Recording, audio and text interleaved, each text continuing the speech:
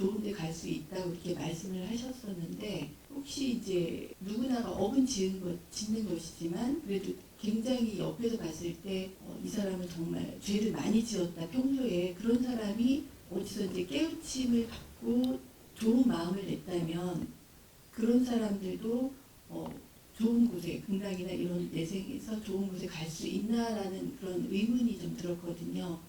그래서 살아있는 동안에 그렇게 많은 업을 지었다면은 좀 인과의 법칙에 과연 맞는 것일까, 이런 생각을 했어요.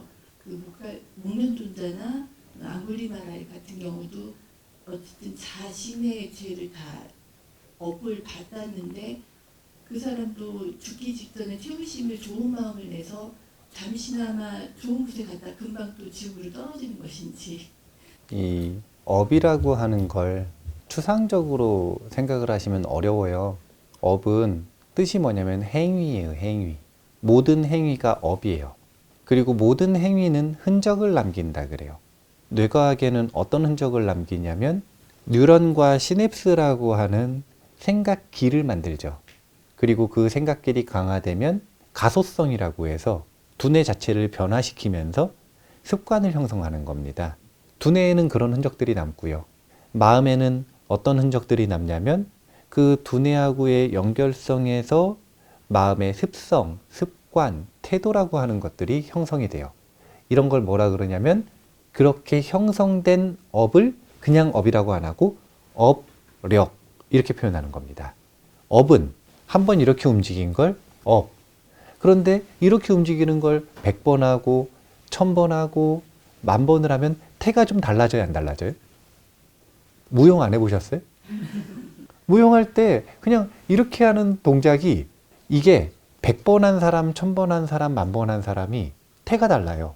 아니, 이 단순한 동작이 태가 달라요. 그게 뭐냐면 한 번의 업이 100번, 1000번, 10,000번 쌓여서 업력을 형성하는 겁니다. 그런데 그 동작이 잘못된 거라. 그래서 그 무용을 하는 데 있어서 장애물이 돼요. 잘못된 동작이면 장애물이 될 수 있겠죠. 이런 걸 뭐라 그러는 거냐면 업장이라 그러는 거예요. 이해가 되세요? 업은 추상적인 게 아니요. 자기가 하는 말, 지금 하는 행동, 생각이 전부 업입니다. 근데 그 친구들이 축적되고 쌓이는 경향이 있어서 그걸 업력이 작용한다라고 표현을 하고, 그것이 자신을 방해하면 업장이 된다고 표현을 하는 거고, 자신을 도우면 공덕이 된다고 표현하는 거예요. 그렇다면 어디에서 시작하는 거냐면 업이라고 하는 건 행위라고 하는 것에서 시작을 하는 거예요. 자, 한번 보죠. 우리는 얼마나 많은 업을 짓나요? 무수히 짓죠. 그러면 남들이 보기에 저 사람은 참 극악한 사람이다 이런 생각을 하지 않습니까? 그럼 그 사람은 평생 극악한 업만 졌나요? 그러면 그 사람의 마음에 업을 심는 걸 종자를 심었다고 생각을 해볼게요. 그러면 마음밭에 씨앗을 심었는데 그 마음밭이 한 요만하다고 생각을 해보세요. 그럼 거기에 이런 큰 극악한 종자가 있다고 생각을 해보세요. 그러면 요만해요. 최우심이 중요한 이유는 뭐 때문이냐면 두 가지 이유 때문인데, 최우심에 어떤 업의 종자를 많이 심었느냐에 따라, 그러니까 불선업을 많이 심은 사람들은 그 불선업의 영향으로 어떻게 되냐면 정말 지극히 불안해질 가능성이 높아요. 공포스럽고 후회되고 아쉽고 죄책감에 빠지고 온갖 이유로 불안에 떨 가능성이 높아요. 그러니까 최우심의 중요성이라고 하는 것의 1번은 불안한가 불안하지 않은가, 이것을 얘기하는 거예요. 그리고 이것에 따라 무엇이 결정되는 거냐면, 마음이 불안하면 자기 마음밭을 되돌아보게 되어 있는데, 왜 보면은 그런 거 있지 않습니까? 죽기 직전에 뭘 본대요? 주마등을 본다 그러죠. 왜 볼까요? 어떻게 살았는지를 보는 겁니다. 자기가 어떻게 살았는지. 그러면 어떻게 살았는지를 쭉 보면서 마음이 불안하면 무엇이 주목되고 무엇이 마음에 걸리냐면요, 잘못한 게 마음에 걸리는 거예요. 잘한 게 엄청 많은데 그건 눈에 안 띄어. 마음이 불안하고 걱정스러우니까. 마음이 편안하면 좋았었던 일이 기억이 나는 거예요. 그러니까 기억이 난다는 게 좋았던 거 안 좋았던 게 다 보이는데, 그 중에서 주목이 뭐가 되는 거냐면 좋았던 일들이 주목이 되는 거죠. 첫 번째, 마음 상태를 불안하게 할 것인가 안심하게 할 것인가? 두 번째, 그것에 따라 선에 주목하게 할 것인가? 불선에 주목하게 할 것인가? 이 두 가지 기능이 합쳐져서 어떻게 되는 거냐면 다음 생을 결정하는데 50%의 영향을 준다. 제가 자꾸 이렇게 표현을 하는 거예요. 50% 어떻게 나온 수치입니까? 그렇게 물어보면 할 말은 특별히 없는데 그만큼 중요하다는 뜻입니다. 근데 한번 생각해 보세요.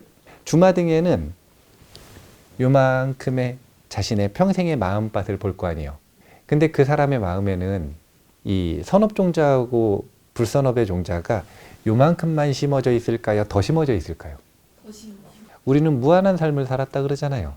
그래서 사실은 우리의 마음밭은 요만하지 않고 이 지구만 해요. 또는 이 우주만 해요. 그럼 거기서 이 악업종자가 특별해요? 특별할 게 없어요.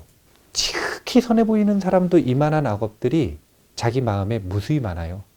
우리가 경험하는 자신의 의식이라고 하는 건 빙산의 일각이에요. 그 밑에는 무수히 많은 해결되지 않은 악업과 소화되지 못한 선업들이 많이 있어요. 이 의식이 중요한 이유는 의식에 어떤 마음을 채우고 있느냐에 따라 이것이 조건이 돼서 어떤 선업을 깨울지 어떤 악업을 깨울지의 조건이기 때문에 그래요. 그래서 그냥 그 극악한 사건에 사로잡혀서 거기에 초점을 맞춰서 그 사람을 보면 이 사람은 악인이다 이렇게 생각할 수 있고, 근데 그 사람하고 함께 살았었던 어렸을 때부터 봤던 부모님들이 보기에는 내 아들은 악인이라 그래요? 원래 착했다 그래요? 원래 분명히 착한 면이 있었고요.